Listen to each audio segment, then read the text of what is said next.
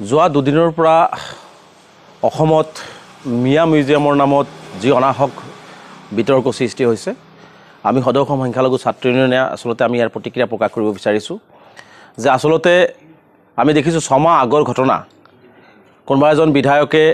চৰ অঞ্চলৰ জনগোষ্ঠীৰ বাবে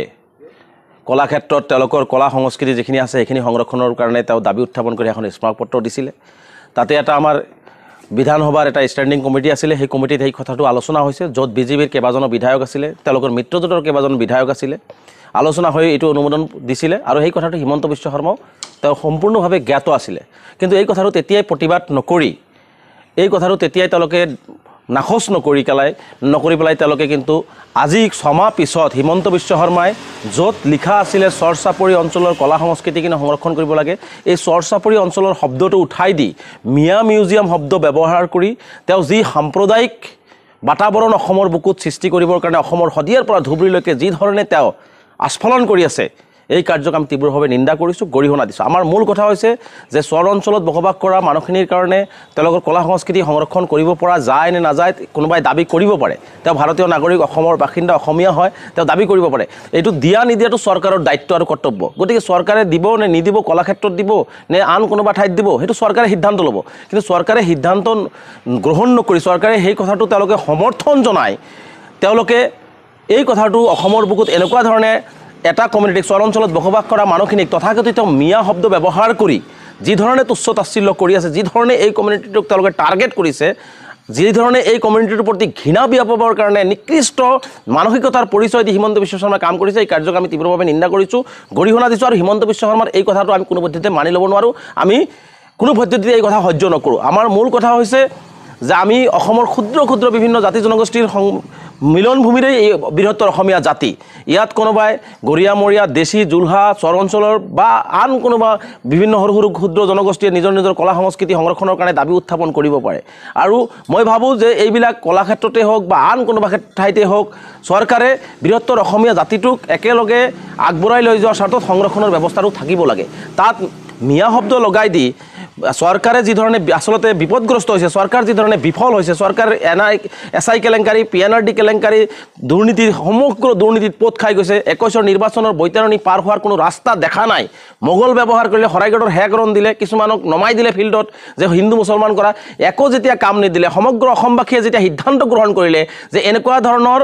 বিজেপি চৰকাৰক এনেকুৱা ধৰণৰ সাম্প্ৰদায়িক চৰকাৰক এনেকুৱা ধৰণৰ মূল্য আমাৰ যি বজাৰৰ মূল্য বৃদ্ধি হৈছে আজি আলুৰ দাম পিঁয়াজৰ দাম তেলৰ দাম চাউলৰ দাম দালিৰ দাম কমাব নোৱাৰা এটা চৰকাৰক উৎখাত কৰি আমি এখন সুস্থ চৰকাৰ আনিবৰ কাৰণে যেতিয়া অসমবাসী সিদ্ধান্ত লৈছে গতিকে বিজেপিয়ে নিজৰ পতন দেখা পায় এটা সাম্প্ৰদায়িক বিষয়বস্তু বিয়পাই হিন্দু মুছলমান মিয়াক টাৰ্গেট কৰিলে হয়তো এটা কোনোবা জনগোষ্ঠীয়ে ভাল পাব এই কথাটো ভাবি তেওঁ এনেকুৱা ধৰণে এটা অসমত অশুভ বাতাবৰণ সৃষ্টি কৰি দি এই ধৰণৰ নিকৃষ্ট পন্থা অৱলম্বন কৰিছে গতিকে আমি মুখ্যমন্ত্ৰী ডাঙৰীক আহ্বান জনাইছোঁ যে এই ধৰণৰ নিকৃষ্ট মানসিকতাৰ কাম কাজবোৰ হিমন্ত বিশ্ব শৰ্মাই হওক বা আপোনাৰ দলে হওক বন্ধ কৰাটো উচিত আৰু আপুনি বন্ধ কৰিব লাগে আৰু আমি আশা কৰিম যে চৰকাৰে যি ধৰণে এই কথাবিলাক লৈ যি ধৰণে এই জনগোষ্ঠীটোক টাৰ্গেট কৰি আছে এইটো কিন্তু মই ভাবোঁ যে বৃহত্তৰ অসমীয়া জাতি গঠন প্ৰক্ৰিয়াত কিন্তু এটা অহনি সংকেত হিমন্ত বিশ্ব শৰ্মাই কঢ়িয়াই আনিব বিচাৰিছে গতিকে বৃহত্তৰ অসমীয়া জাতিৰ গঠনৰ ক্ষেত্ৰত সকলো জাতি জনগোষ্ঠীক লাগিব আৰু সকলো জাতি জনগোষ্ঠীৰ জৰিয়তে কিন্তু আমি এটা বৃহত্তৰ অসমীয়া জাতি গঠন কৰিব পাৰিম আজি আমাৰ বিভিন্ন জাতি জনগোষ্ঠীৰ মানুহ আজি বৃহত্তৰ অসমীয়া জাতি গঠনৰ প্ৰক্ৰিয়াত ভাগ লোৱাৰ পৰা আঁতৰি থাকি আছে গতিকে কিহৰ কাৰণে থাকি আছে এইবিলাক কাৰণবশত কিন্তু থাকি আছে গতিকে এই ক্ষেত্ৰত যাতে আমাৰ সকলো জাতি জনগোষ্ঠী মিলি যাতে আমি এখন বৰ অসম কৰিব পাৰোঁ বৃহত্তৰ অসমীয়া জাতি গঠন কৰিব পাৰোঁ তাৰ কাৰণে কিন্তু চৰকাৰ বা অসমবাসী ৰাইজে কিন্তু এটা পদক্ষেপ গ্ৰহণ কৰিব লাগিব গতিকে আমি স্পষ্টভাৱে জনাইছোঁ যে হিমন্ত বিশ্ব শৰ্মাৰ এনেকুৱা নিকৃষ্ট মানসিকতা অসমবাসী ৰাইজে অফৰাই দি আগন্তুক দিনত এটা সঠিক সিদ্ধান্ত গ্ৰহণ কৰিব আৰু এটা কথা হিমন্ত বিশ্ব শৰ্মাই কৈছে যে চৰ অঞ্চলৰ মিয়া মানুহখিনি বাংলাদেশী চৰ অঞ্চলৰ মানুহখিনি মিয়া মানুহ বাংলাদেশৰ পৰা আহিছে মই হিমন্ত বিশ্ব শৰ্মাক প্ৰত্যাহ্বান জনাইছোঁ যে আপোনাৰ চৰকাৰ কেন্দ্ৰতো আছে অসমতো আছে আপোনালোকে হলমেৰ পিছত টালি টোপোলা বান্ধি বাংলাদেশী যাব বুলি কৈছিলে গতিকে বাংলাদেশীৰ লগত প্ৰীতি কেৱল মাত্ৰ আপোনাৰ আছে আপোনাৰ দলৰ আছে কাৰণ আপোনালোকে বাংলাদেশী আনিব বিচাৰিছে আৰু আপুনি বাংলাদেশ সঘনাই গৈ আছে গতিকে চৰ অঞ্চলত যদি বাংলাদেশী আছে মই প্ৰত্যাহ্বান জনাইছোঁ বাংলাদেশী উলিয়াই দিয়ক বাংলাদেশী ধৰক আৰু বাংলাদেশ পঠাই দিয়ক সেইখিনি কৰাৰ সাহস তেওঁলোক গোটাব পৰা নাই আৰু এটা কথা স্পষ্ট যে এই কমিউনিটিটোক এনেকুৱা টাৰ্গেট নকৰি যদি এওঁলোকে অসমীয়া নহয় এওঁলোকে ভাৰতীয় নহয় এওঁলোকে যদি অসমৰ বাসিন্দা নহয় স্পষ্টকৈ কৈ দিয়ক হিমন্ত বিশ্ব শৰ্মা মুখ্যমন্ত্ৰী সৰ্বানন্দ সোণোৱাল ডাঙৰীয়া তেওঁলোকে কৈ দিয়ক যে এইখিনি মানুহ অসমৰ নহয়, অসমীয়া নহয়, ভাৰতীয় নহয় বুলি কৈ দিয়ক, সেইখিনি হঠাৎ তেওঁলোকে গোটাব নোৱাৰে। গতিকে যদি তেওঁলোকে অসমীয়া হয়, যদি তেওঁলোকে ভাৰতীয় নাগৰিক হয়, গতিকে এনেকুৱা ধৰণৰ তুচ্ছ তাচ্ছিল্যৰ পৰা চৰকাৰ বা হিমন্ত বিশ্ব শৰ্মাক আঁতৰি থাকিবলৈ আমি আহ্বান জনাইছোঁ। আৰু আজি সংবাদ মাধ্যমত দেখিছোঁ ৰামেশ্বৰ তেলী ডাঙৰীয়াই কৈছে যে মিয়া মানেই বাংলাদেশী, মিয়া মুছলমানবিলাক বাংলাদেশৰ পৰা আহিছে। মই ৰামেশ্বৰ তেলী ডাঙৰীয়াক তেওঁৰ নিজৰ ইতিহাসক খুচৰি চাবৰ কাৰণে মই আহ্বান জনাইছোঁ। কাৰণ পূৰ্ববংগীয় চৰ অঞ্চলত যিসকল একাংশ মানুহ বসবাস কৰে, সকলো নহয় একাংশ মানুহ যিসকল বসবাস কৰে, বহু যুগ যুগ আগতেই